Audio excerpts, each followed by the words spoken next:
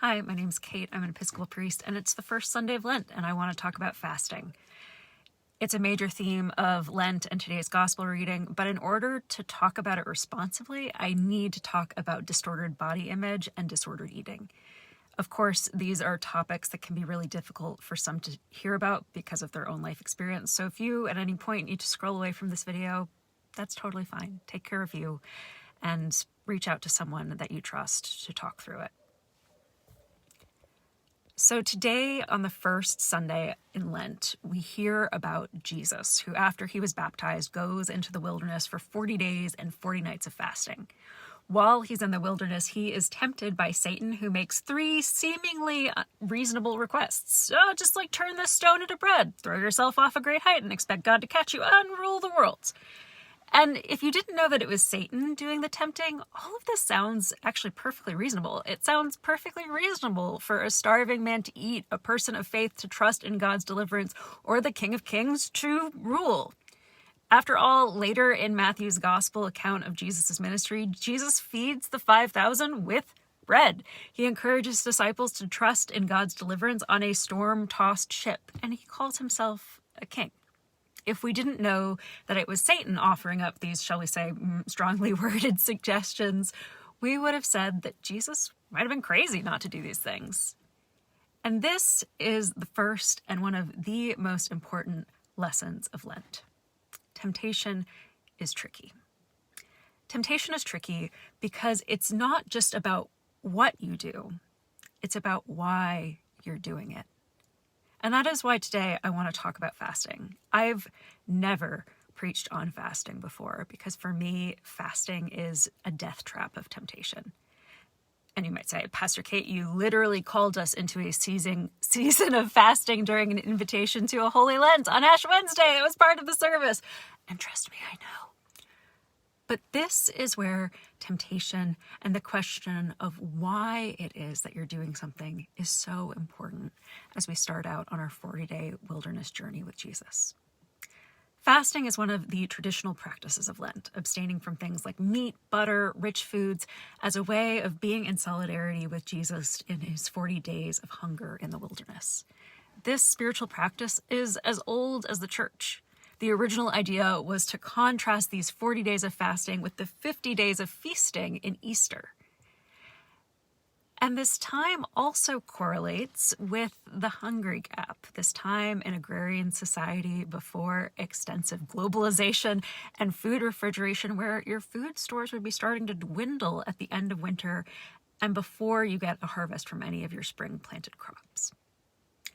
But along the way, and I suspect that this has something to do with the great tempter, that idea was lost because the practice of fasting in the church, into that crept temptation, turning something holy into something for potential of great danger.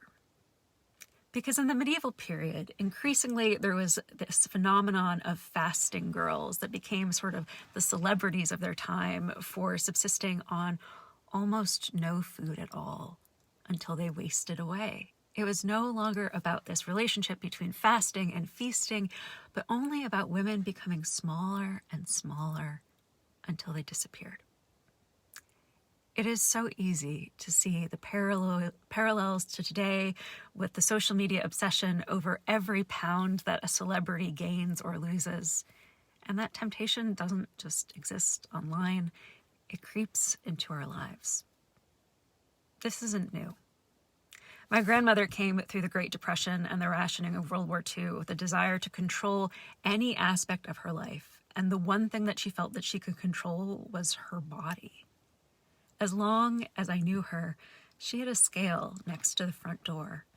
And any day that that scale read over 100 pounds meant that she would not eat that day. The only thing I remember her consuming in all of my childhood was Diet Tab. These are the stories that we inherit. They're the stories that live on in our bodies. So for me, who joined Weight Watchers when I was 13, when I would hear about fasting during Lent as a way of being in solidarity with Jesus, that voice of temptation would slither in. In my hurting heart, fasting became not about growing in relationship with Jesus, but about shrinking my body to match the impossible beauty standards of the world. I would look in the mirror at my body and say, "You are too big. You take up too much space. If you were smaller, you would be worthy of love. Not even God could love you like this." And it's not an exaggeration, I think, to say that is the voice of Satan bent on harm. So I would fast for Lent. I would give up snack foods and cookies and as much food as I could manage. I would feel guilty when I ate. I was fasting, but for all of the wrong reasons. And whatever gender, I know I'm not alone in this. So many people, regardless of size, feel that pull beyond themselves to be smaller. Diagnosable eating disorders impact 9% of the global population. In New Hampshire, the state where I live, there are more people with eating disorders than there are Episcopalians. And that is why it is so important. It is so important that we be incredibly clear what it is we're talking about when we talk about fasting, because for some, it is literally life and death. And I want to be clear here. I know that for some, exercise and altering their diet is a life-giving experience, a way of expressing love to their bodies. And that is a good and wonderful thing. I am not knocking that. But it is also important to be aware that it can also be a manifestation of self-harm for some, for a significant number of us. And that's why the question of why are we doing something, both in Lent and always, is so important. So to borrow the words that we hear on Ash Wednesday from the prophet Isaiah, what then is the fast that we choose this Lent? Now, when I fast in Lent, it is not by giving up food. It is by fasting from self-talk that tells me to be smaller. It is learning to look in the mirror and proclaim to my whole self, body included, the words that Jesus heard, the words that we all hear at our baptism. "You are my beloved child, with whom I am well pleased."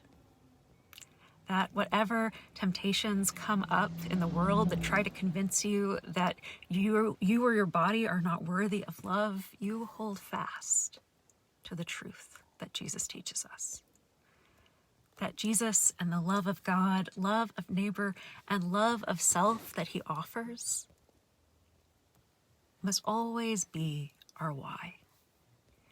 Whether you choose to fast or not, my prayer for you remains the same.